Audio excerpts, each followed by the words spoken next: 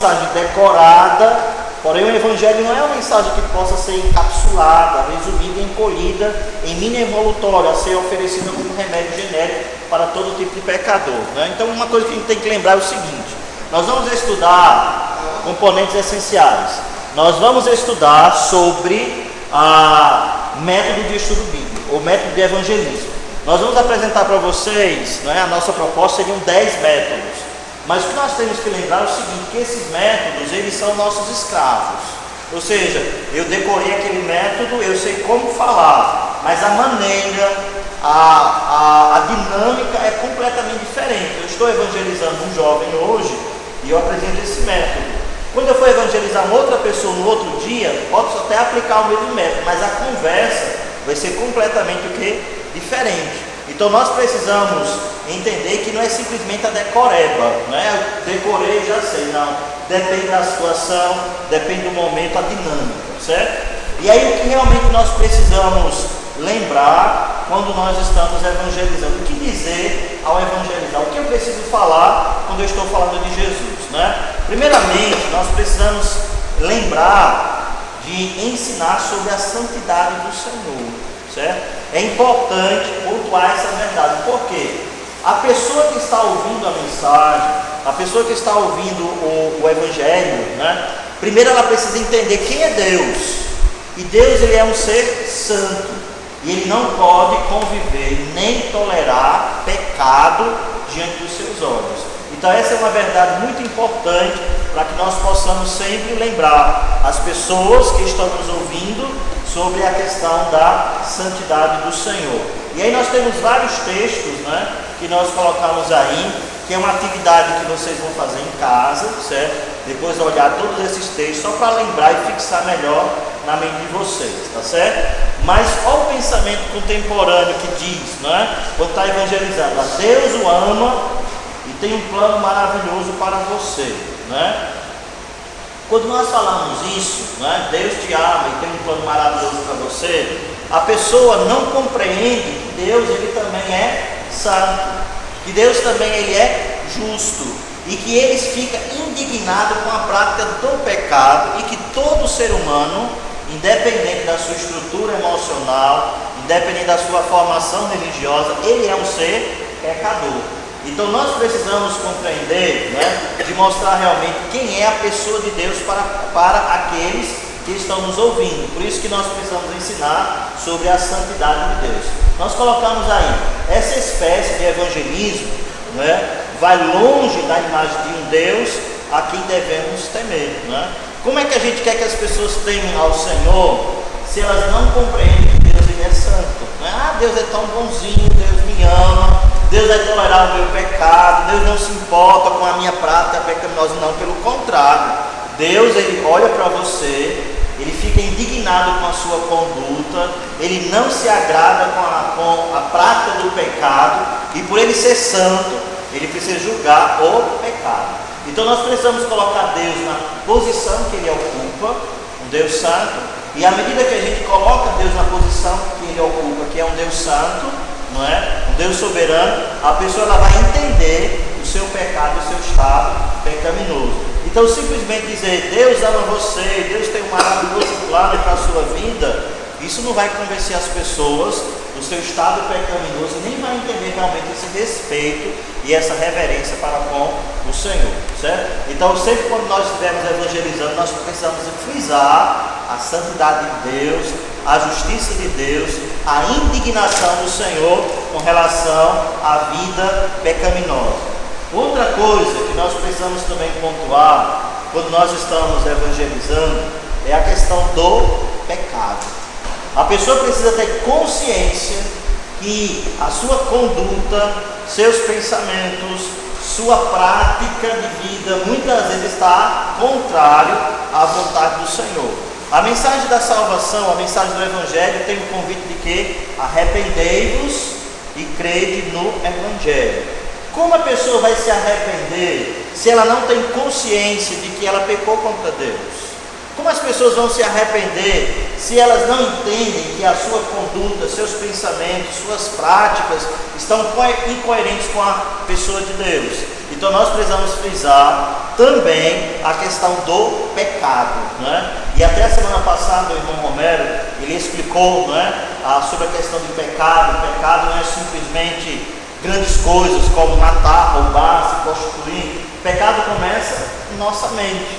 Jesus até chegou a dizer, né, aquela pessoa que olha para uma mulher que tem pensão impura, ele já adulterou com ela. Ou seja, não houve uma prática, né, externa, mas pela prática interna na mente já está desagradando a pessoa de Deus. E para Deus, essa pessoa que olhou para a mulher com prática, né, com pensamento errado, essa pessoa já pecou, já adulterou, já está contrário à vontade de Deus. Então nós precisamos mostrar para a pessoa o que realmente é pecado. É uma ofensa gravíssima contra um Deus santíssimo. E por ser uma ofensa gravíssima, o pecado, pensamento, palavras, ações, condutas, né, desejos, e isso realmente contra a pessoa de Deus, isso precisa ser realmente pontuado, precisa ser corrigido, né? Então nós temos alguns textos aí mostrando exatamente sobre a questão do pecado, né? E aí não tem aí Romanos 3:23, que nós até citamos a semana passada, que todos o que? Pecaram em separados ou distantes, destituídos estão da glória de Deus. A pessoa que está sendo evangelizada, ela precisa ter consciência de que a sua vida, ela está incoerente com a pessoa do Senhor. Aí você pode usar uma ilustração, né? Como por exemplo, pergunta a pessoa, vamos imaginar que você peque uma vez por dia. Se você peca uma vez por dia, durante um ano você tem 365 pecados. Você multiplica essa quantidade de vezes com a idade que você tem, então você tem um número muito grande de pecados que você tem e que ofenderam a pessoa de Deus. E como Deus ele é santo e ele é justo, ele precisa pontuar e precisa castigar o seu pecado. Então nós observamos que tudo aquilo que nós fizermos, nós estamos desagradando ao Senhor. Então a gente pode usar essa ilustração sobre a quantidade de pecado. Isso tendo um pecado por dia.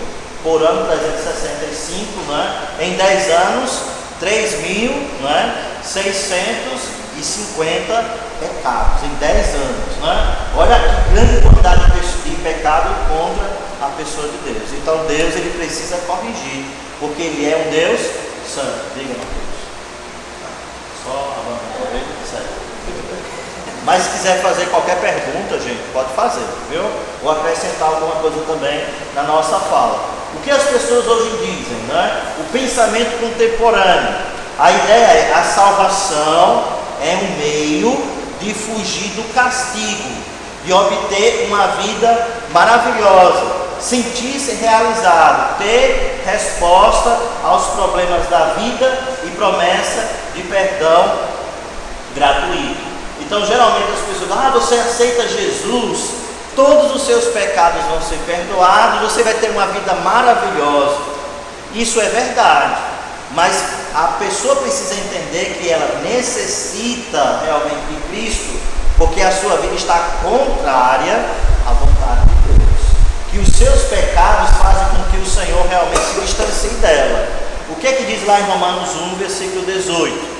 A ira de Deus se revela do céu contra toda a impiedade e perversão dos homens. Isso mostra que o Senhor está indignado, revoltado com a humanidade por causa da sua conduta, o que? Pecaminosa. Então nós precisamos mostrar que ela necessita de Cristo por causa da sua conduta, o seu histórico e toda a sua vida que está longe do Senhor. Quando o pecado não é tratado, as promessas de bênção ficam barateadas com relação à questão da mensagem, né? Ou seja, a pessoa está querendo receber Cristo para receber o que? Os privilégios, mas ela não tem consciência de que o seu pecado ou os seus pecados, a sua vida, o seu histórico está realmente completamente contrário à vontade do Senhor.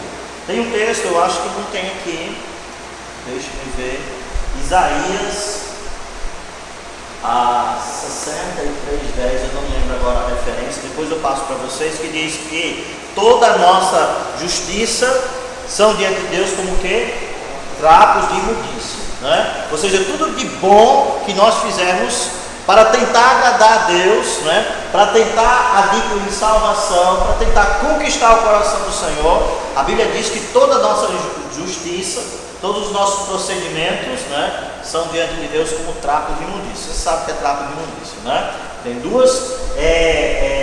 duas ideias nesse texto. O primeiro seria exatamente um leproso. O leproso geralmente, quando estava com aquela lepra, né, pegava aquelas ataduras e encobria a sua lepra, né, exatamente para evitar de ficar olhando aquela ferida terrível. Depois de algum tempo ele tirava aquela atadura, e você já sabe como é que aquela atadura estava, né, cheia de secreção, né, aquela coisa bem estranha, né? Aquelas ataduras eram o quê? Trapos de imundícia.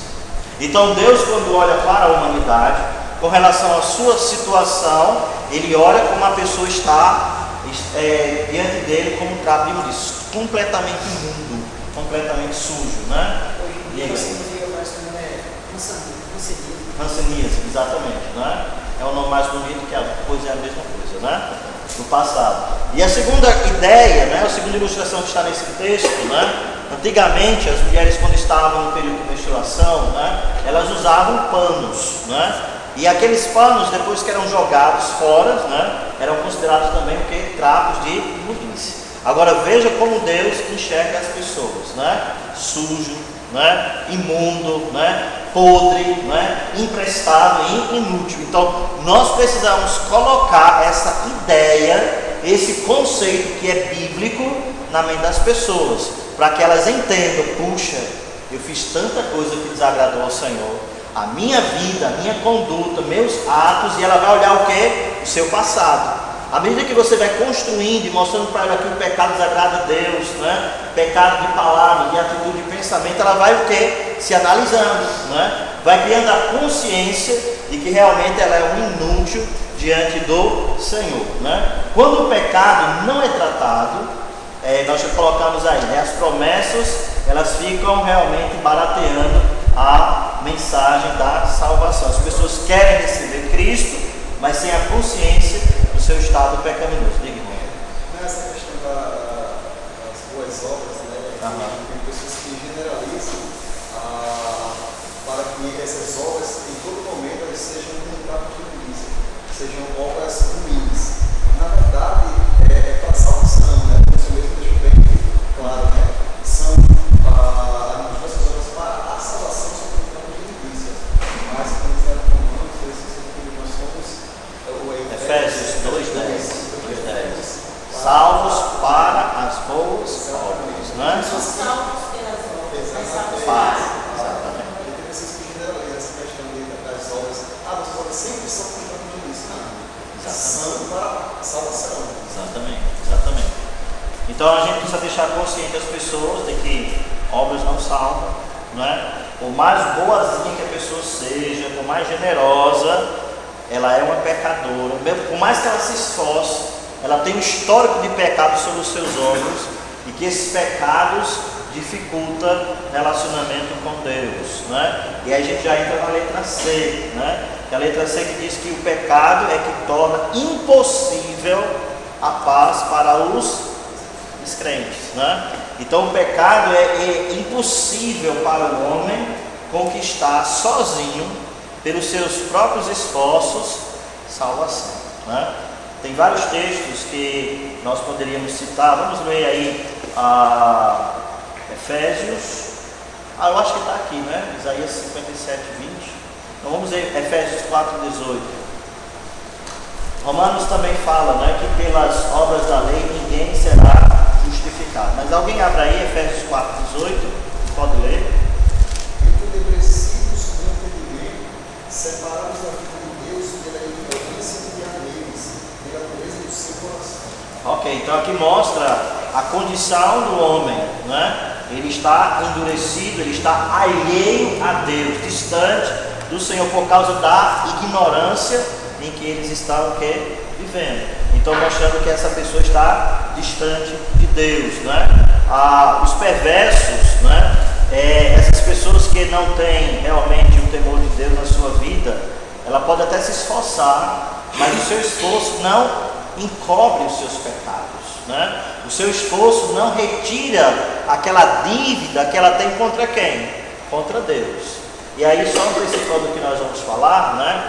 Só existem duas formas de resolver o problema de pecado no mundo, certo? Duas formas, duas únicas formas. Primeira forma é você pagando pelos seus próprios meios a sua condenação, como lá no inferno, no lago de fogo, porque é o local onde Deus criou, né, para Satanás e seus anjos, né, e também para todos aqueles que desobedecem, que andam contrário à vontade do Senhor. Então é um local de punição eterna. O homem passa a eternidade sofrendo porque o seu pecado atingiu o coração que é de Deus, e que é um Deus santo e eterno também. Por isso que ele precisa ser condenado eternamente.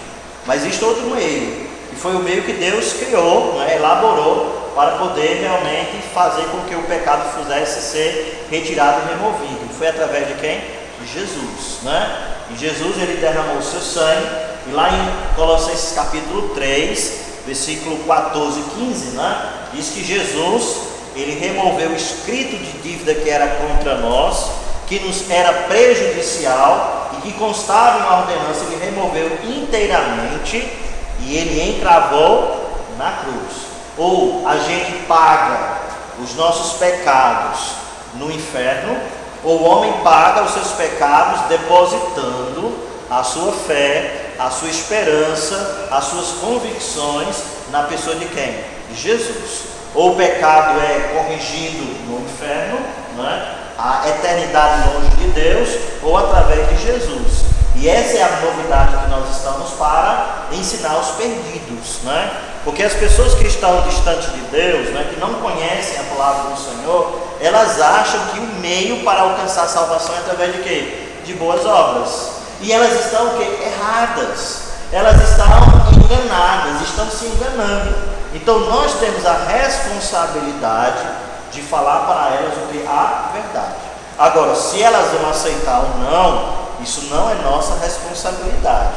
A nossa responsabilidade como crentes, como servos de Deus, né, como discípulos de Jesus, é apenas anunciar a mensagem.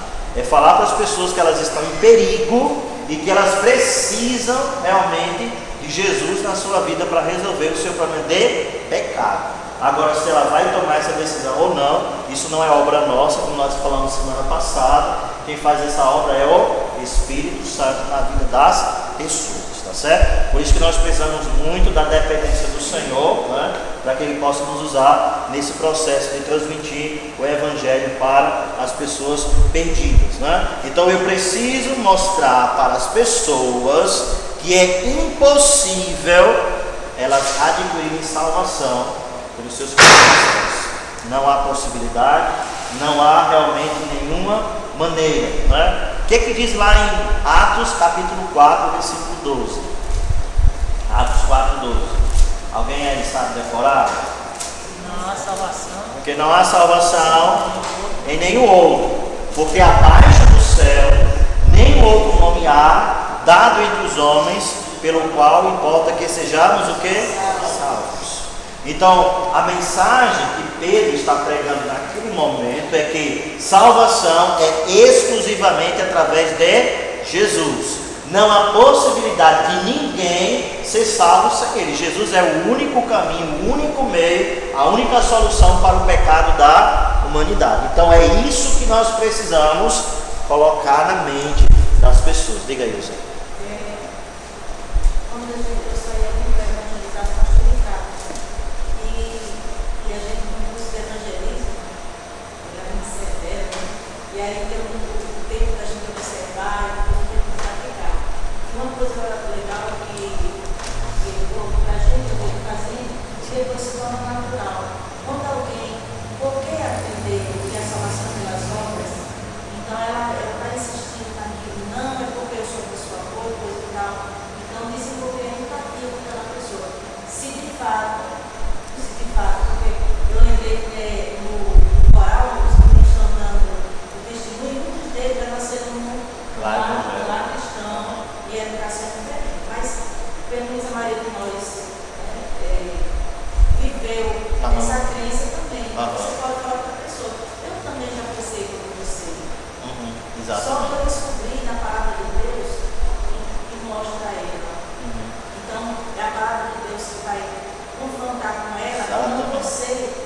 desse, você também disse, eu já pensei com você se colocou também na qualidade de pecador e não dia isso tudo. Eu achei muito interessante isso. E a gente precisa crer que quem convence o homem é o Espírito Santo e quem produz fé na vida da pessoa é a palavra. A fé vem pelo ouvir e ouvir o quê? A palavra de Deus, né? Então, se você enfatiza o que não que você acha que você pensa, mas o que está na palavra de Deus, vai incomodar a pessoa. Esse incômodo pode produzir resultado naquele momento, ou aquele incômodo vai produzir resultado talvez daqui a algum tempo, talvez até alguns anos, né? Mas a gente vai enfatizar o que Deus está falando na sua palavra, certo? Então essas são as verdades que nós precisamos realmente mostrar para a pessoa perdida. Primeira coisa, Deus é santo. Segunda coisa, você é pecador. Mostre a gravidade do pecado, que o pecado é uma ofensa terrível contra a pessoa de Deus, né? E que por mais bonzinho que a pessoa seja, é impossível conquistar realmente salvação ou conquistar realmente algum mérito diante do Senhor pelas suas próprias boas obras. Nós vimos também, né, na letra D, mostrando aqui que todos pecaram. E aí o texto de Romanos capítulo 3, do verso 10 em diante, mostra: não há nenhum justo, nenhum sequer. Todos se extraviaram, todos se corromperam, mostrando que aos olhos de Deus, todas as pessoas estão corrompidas. Todas as pessoas têm o pecado dentro do seu coração, né? Pode se esforçar, pode fazer boas obras, pode querer ser um bom marido, uma boa esposa, um bom filho, mas no final das contas, ainda continua na posição de pecador. E por causa dessa posição e da prática pecaminosa de toda a sua vida, Deus realmente está indignado com essa pessoa, né? O pensamento contemporâneo é: sou uma pessoa boa e merecedora de ir para o céu. Não é isso que as pessoas muitas vezes dizem? Agora, o que eu acho mais interessante, irmãos, que até mesmo dentro do povo evangélico, entre aspas, né, pessoas também pensam assim. Eu lembro que muitas vezes, quando eu estava evangelizando aqui no bairro, a gente fazia entrevista, né, aquela pesquisa religiosa que vocês vão aprender também a fazer. E uma das perguntas que nós fazemos é o seguinte: se você morresse hoje e chegasse diante de Deus, e Deus perguntasse, fulano de tal, por que eu deveria deixar você entrar no céu? O que é que você responderia? Olha as respostas que a gente recebia de pessoas crentes. Estavam na igreja, até uma senhora que disse que há mais de 30 anos numa igreja, determinada denominação.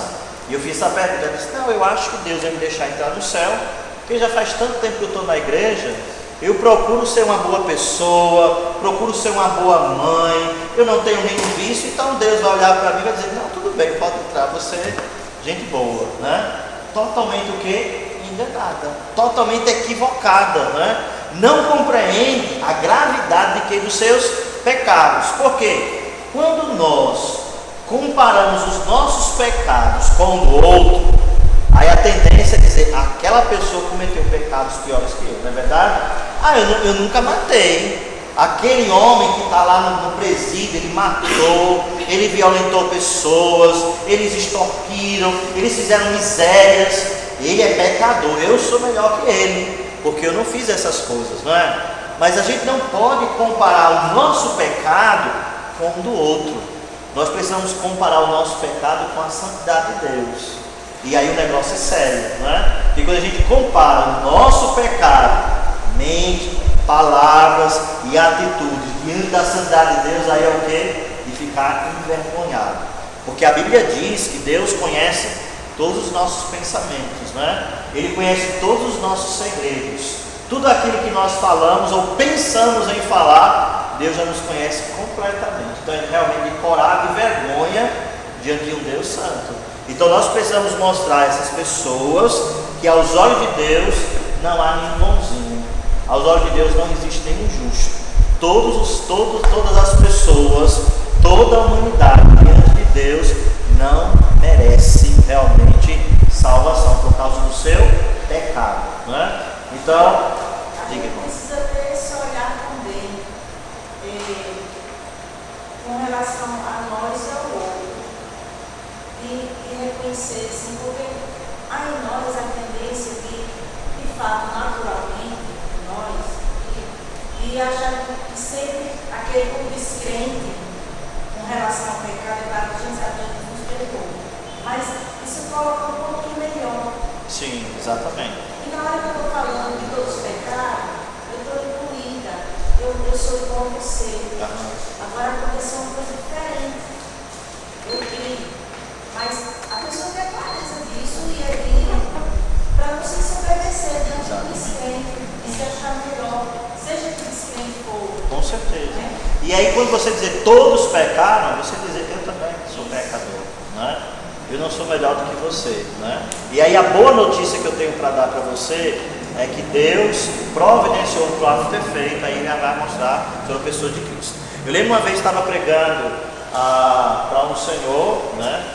E aí, evangelizando, já tinha ido lá na casa dele várias vezes. E aí ele disse: não, pastor, mas o senhor é um homem santo. O senhor é um homem pastor, uma pessoa séria. A gente sabe o seu caráter, é uma boa pessoa. Eu disse: não, eu sou pecador, né? Eu sou uma pessoa que preciso também da graça de Deus. Sem a graça de Deus eu estava perdido. A minha salvação não foi adquirida porque eu sou uma pessoa que me converti desde 18 anos de idade, porque eu leio a Bíblia, porque eu me formei curso de teologia, porque eu sou pastor da igreja. Não, porque eu sou tão pecador quanto você. Eu tenho a convicção de salvação porque Jesus, Ele adquiriu isso para mim, né? Então é muito importante, né, conscientizar as pessoas que todos pecaram, inclusive nós também, certo? E isso é verdade, né? Alguém quer falar alguma coisa? O pecado torna o pecador digno de morte. Então você pecou, você falhou com Deus, você transgrediu a lei de Deus, e por causa de que a pessoa transgrediu a lei de Deus, a pessoa precisa realmente receber o castigo, não é? E o castigo do pecado é o quê? A morte. E aí você cita o texto de Romanos 6:23, que é também um versículo chave para gravar na nossa mente, né, de que o salário do pecado é a morte. Aí você pode dizer para a pessoa: olha, você trabalha um mês. Quando chega no final do mês, você recebe o salário. Você recebe o salário porque você trabalhou. Se você não trabalhar naquele mês, o seu salário vai ser descontado, porque teve dias que você não trabalhou. O seu salário é a recompensa dos seus esforços, da sua dedicação do trabalho durante o mês. A morte é o resultado dos seus pecados, da sua conduta, da vida pregressa longe do Senhor. E a Bíblia diz que o salário do pecado é a morte, ou seja, ele provoca em nós a morte, né? Por isso que a gente vê a morte está tão presente na vida das pessoas. Nós, quando nascemos, nós já temos a certeza, pode ser daqui a 5 dias, 5 anos, 50 anos, 70 anos, mas um dia acontecerá essa grande coisa que vai tirar as nossas vidas, que é realmente a morte. Todos nós sabemos que um dia nós vamos morrer. Nós morremos por causa de quê? Pecado, né? Então é importante deixar a pessoa consciente também sobre a gravidade do pecado, que é a morte. E aí mostrando que é Deus julgando as pessoas. E aí, outra verdade importante também é: os pecadores nada podem fazer para ganhar a salvação. Foi o que nós falamos agora há pouco. É impossível, né? Não há possibilidade de adquirir salvação por causa dos nossos próprios méritos. Nós colocamos aí o texto, né? Mas todos nós somos como imundo. Isaías 64:6, está aí, né? Como imundo, todas as nossas justiças são como trapo de imundícia. Todos nós murchamos como folha. As nossas iniquidades como um vento nos arrebatam, né? Então Deus nos olha realmente com olhos de tristeza por causa da nossa vida pregressa diante do Senhor. Alguém lê aí Gálatas 2:16. Gálatas 2:16. O que é que diz? Gálatas 2:16. Sabendo que o homem não é justificado pela lei, mas pela fé em Jesus Cristo. Temos também crido em Jesus Cristo para ser justificados pela fé de Cristo, e não pelas obras da lei, porquanto Ok, Luana, o que é que você entendeu desse versículo? As nossas o que? Obras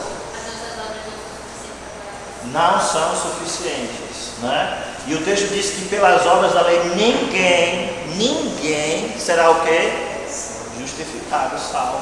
Ninguém pode adquirir salvação, por mais generoso que seja. A pessoa pode alcançar, né, o título, né, o prêmio Nobel da Paz, a pessoa mais generosa do planeta, que pegou seus bens, distribuiu para todos os pobres, uma pessoa bondosa que está sempre pronto para ajudar, enfim, mas todos os seus atos bondosos não podem levar essa pessoa ao céu, né? Então é importante nós mostrarmos a essa pessoa a situação que ela se encontra, né? Então essas são as verdades importantes que nós precisamos deixar a pessoa consciente, né? Devemos também instruí-los, ao outro lado, né, sobre Cristo e o que Ele fez. Já conscientizamos as pessoas o que? A santidade de Deus. Já mostramos o pecado, que o pecado é grave e que, independente da pessoa procurar ser bonzinho ou não, ela já está na condenação, debaixo da ira de Deus, e que esse pecado precisa ser realmente pontuado e gera o que? A morte. Agora nós vamos apresentar para essa pessoa. Ai, está faltando do outro lado, né, irmão? Eu acho que eu tenho. Então nós vamos deixar essa pessoa consciente. Mateus também. Oi? Mateus também. Mateus também. Quem está faltando do outro lado da moeda?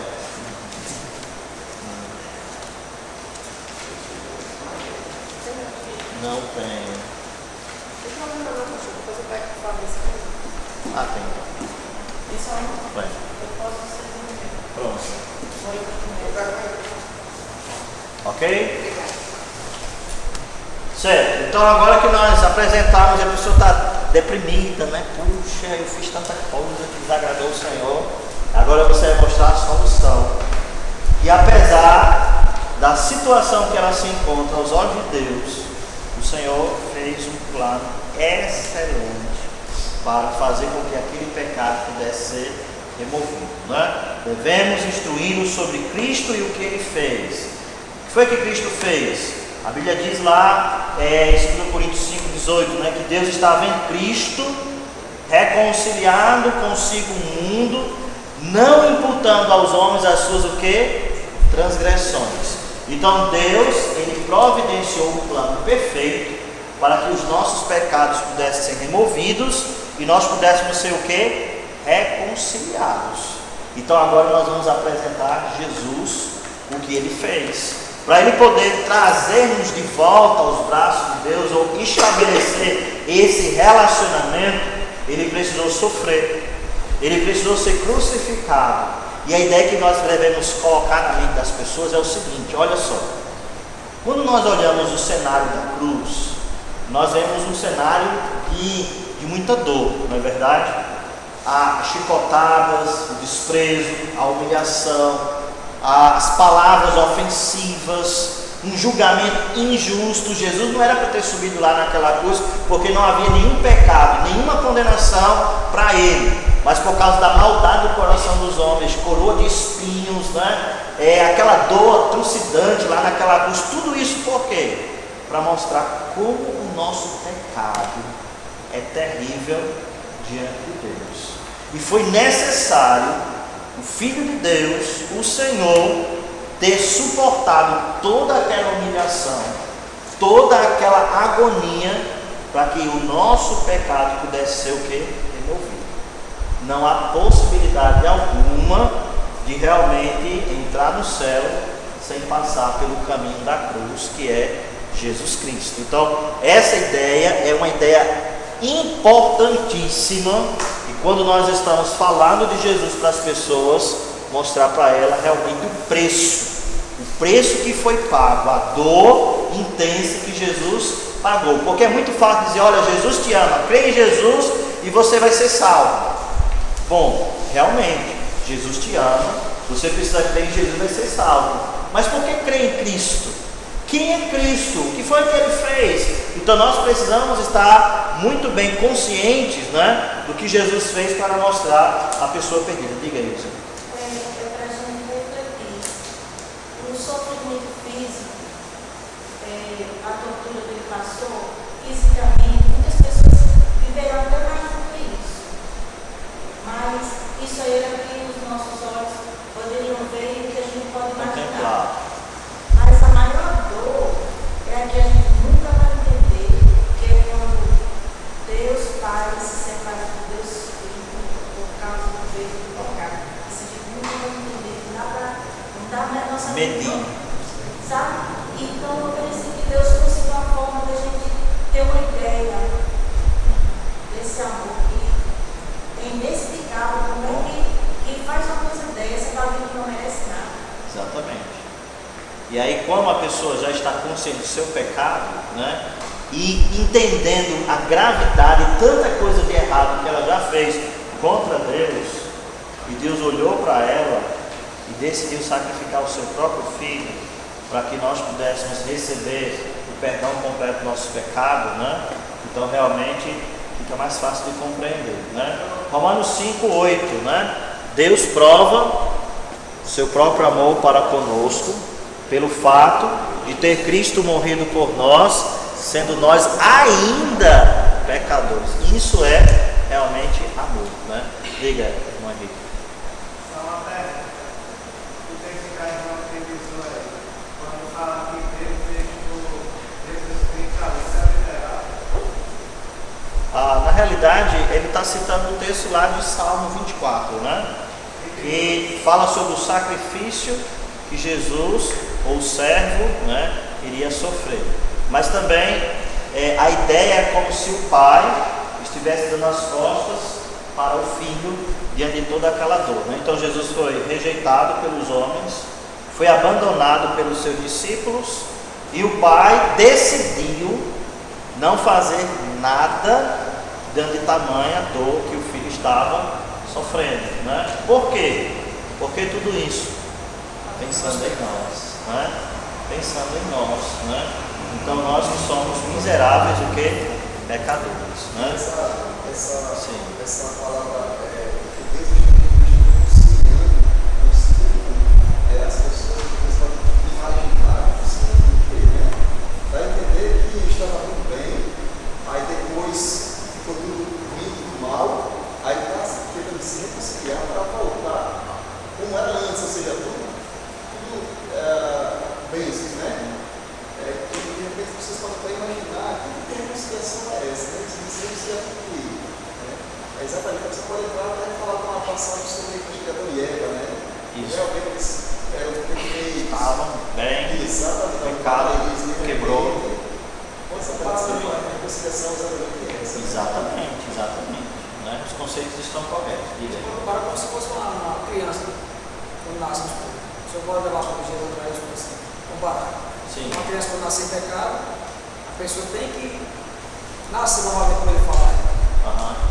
Nascer é igual, você, né? Você é música mesmo, você é pecador, você tem que nascer de novo, começar tudo zero novamente. A partir daquele momento, né, que você se rende aos pés de Jesus. Esse é um processo que requer quebrantamento de alma, né? Que isso não somos nós que vamos fazer. O reconhecimento do seu estado pecaminoso, que não somos nós que vamos fazer, é a palavra de Deus que vai incutir na mente das pessoas, né? E ela vai confessar a Jesus, dizendo: Senhor, eu preciso de Ti para que os meus pecados possam ser o quê? Removidos, né? E aí é Cristo que se dá esse relacionamento. Diga, Paulo. Explicação sobre o guarda sofrer. Também não consegui entender quando ele foi preso também, que Mateus, essa história que eis que um dos que estavam com Jesus na mão sacou a espada e golpeando o céu do sumo sacerdote por fim da orelha.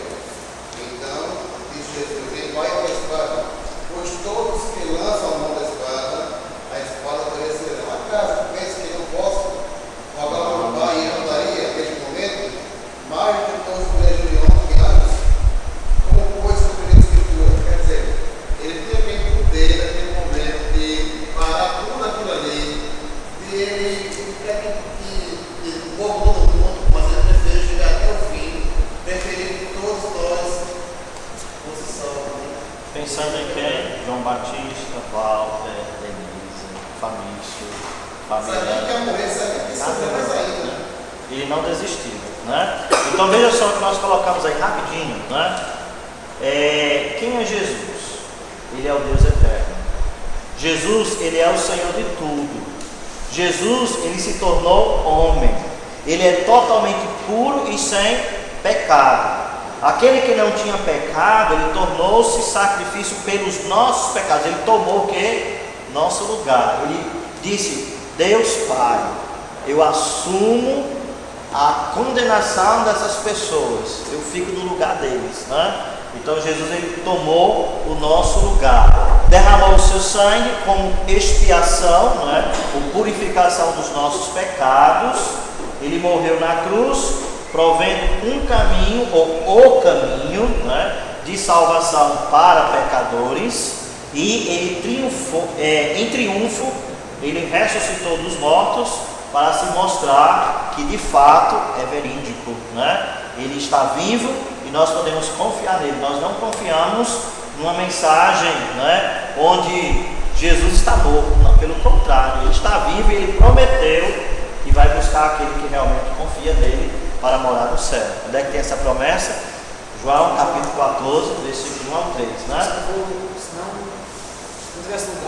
Isso, né? Na casa do meu pai há muitos lugares, se assim não fosse, eu teria. Vou preparar o lugar, e quando eu for, enfim. Então, mostrar a essas pessoas quem é Jesus e o que ele fez, certo? Essas duas coisas precisam ser pontuadas aí. Temos vários textos, depois vocês podem estudar. Diga isso, o que Deus exige dessas pessoas. Agora, entendendo que você é pecador, Deus é justo, você é pecador, e que Jesus fez isso por você, o que é que Deus exige de você? Primeira coisa, Deus exige que você se arrependa, você tenha fé, né? Transfira a sua confiança para a pessoa de Cristo. O requerimento é fé arrependida. Não é apenas uma decisão de confiar em Cristo para a vida eterna, mas um chamado para a pessoa deixar de ser escrava do pecado, um abandono total de tudo mais em que confiávamos para ser uma serva, um servo, um escravo de Deus. Então é exatamente mudar, né? Você gostaria nesse momento de entregar a sua vida a Cristo, né? Geralmente quando a gente diz confiar em Cristo ou receber Jesus, a ideia é levantar a mão lá na igreja, né? Eu levantei a mão lá na igreja, mas não é simplesmente levantar as mãos, né? É uma entrega de coração, de vida, uma entrega completa. Então, se a pessoa entendeu perfeitamente toda a mensagem que nós apresentamos a ela, nesse momento ela vai entender que realmente precisa de quem? De Jesus. Que Jesus é indispensável e fundamental para realmente eu poder entrar no céu. Sem Ele, eu não posso ser salvo. Para isso, eu preciso realmente confiar nele, né? E essa confiança denota uma entrega completa e sem reservas. E também nós precisamos mostrar à pessoa da necessidade do arrependimento, né? A palavra arrependimento quer dizer mudança de atitude, aliás, mudança de pensamento, né? Arrependimento e conversão é uma mudança de atitude. Então ela precisa mudar o seu estilo de vida e realmente viver a sua vida focada na pessoa do Senhor. Esses textos que nós colocamos aí, né, mostrando exatamente a necessidade de arrependimento e de conversão. E isso mostra, na prática, uma decisão que a pessoa toma no coração.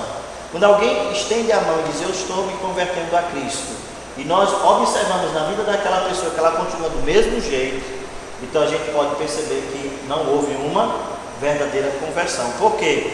Um verdadeiro convertido, a sua vida ela é o quê? Transformada. Como diz o apóstolo Paulo, os que estão em Cristo, nova criatura é, as coisas velhas se passaram e eis que tudo se fez novo, né? Então uma mudança completa. E aí nós vamos também enfatizar sobre a necessidade que essa pessoa tem de seguir a quem? A Cristo. Não é uma religião, não é uma filosofia de vida, não é uma igreja, mas é seguir a Jesus. E o Jesus que nós seguimos está inserido aqui na palavra de Deus, né? Nós precisamos seguir a Cristo. O que é que ele diz? Que alguém quer segui-lo, precisa o quê? Negar a si mesmo todos os dias, tomar a sua cruz e realmente tornar assim o seu discípulo, né? Mostramos para essas pessoas que não vai ser fácil, né? Que requer autodeterminação, autorrenúncia, né? Um desejo intenso de agradar a pessoa do Senhor Jesus. Confiança nele como Senhor e Salvador, né? Como diz o texto lá de Romanos 10, 9 e 10, com a tua boca confessa e no coração crê, né? Não é apenas uma profissão de lábios, mas de coração.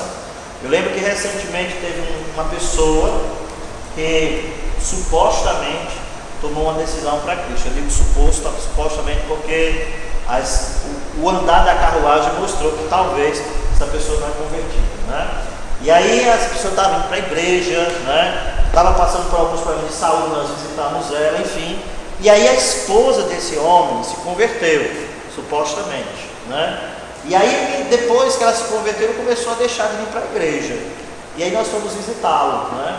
E eu descobri que naquela minha visita, a esposa dele não tinha tomado verdadeiramente uma decisão para Jesus. Ela disse: pastor, eu fui para a igreja pressionada por ele, mas quando as pessoas vieram aqui em casa me perguntaram se eu queria me converter, eu falei isso, mas não foi uma coisa sincera não, eu não me converti. E aí ele ficou muito deprimido, muito abalado, né? Teve uma certa discussão naquele momento, mas eu disse para ele: olha, tem que olhar para Cristo, não para as pessoas.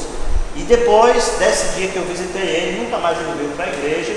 E a última notícia que eu recebi é que ele estava frequentando a igreja católica, né? E, enfim, a gente lamenta, né? Aí a gente fica questionando, será que realmente houve um reconhecimento do seu coração, né? E realmente seguir a Cristo? Então as pessoas às vezes podem fazer uma profissão de lábios, mas não ser uma verdade, de fato, no seu coração. E aí, sumarizando, diga. Já terminou?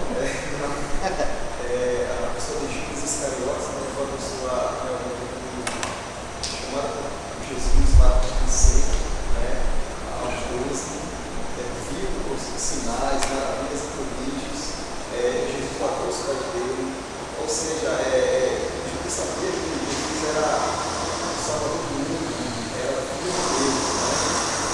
Mas com toda essa potência, com toda essa aproximação a Jesus, mas realmente ele não o confessava como seu Senhor da sua vida, né? E muitas pessoas, eu até tinha esse pensamento quando eu li aqui na morte dele, né? E ele estava realmente desesperado, com remorso, com peso na consciência. Eu achava tipo assim, se ele não tivesse se suicidado, talvez ele tivesse arrependido. Mas na verdade, a agonia maior dele era exatamente se ele tivesse tido outra oportunidade de ter a mesma coisa. Já não mostra lá mais na frente, né, que a atitude dele não seria diferente porque é o propósito dele, né? Exatamente. Então, muitas vezes está caminhando no que quer dizer que é possível.